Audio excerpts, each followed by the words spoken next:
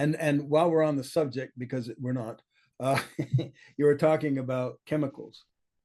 So, and there's lots of people who think that the drugs like the toad juice or LSD or psilocybin or whatever, that can increase consciousness. Now, I know I come from the late 60s, early 70s as a young man from Berkeley, California. You're too young to know what was happening back then, but there was a lot happening back then, okay? And that was the motherlode of a lot of stuff. That's where the hippies were created. That's where kind of the spiritual movement in this country was created.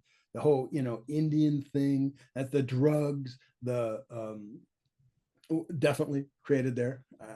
Timothy Leary and all this. And there's a lot of work.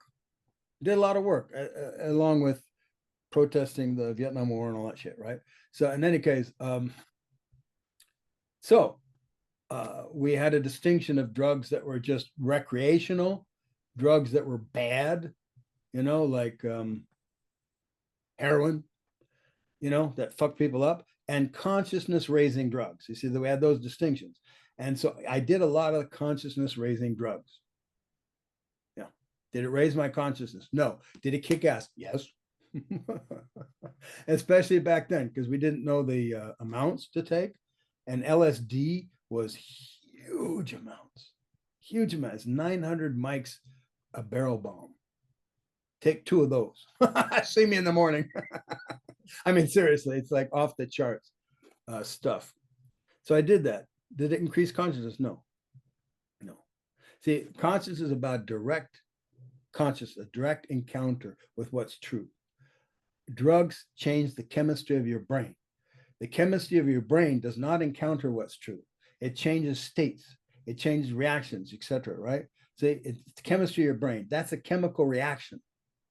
That's not an insight.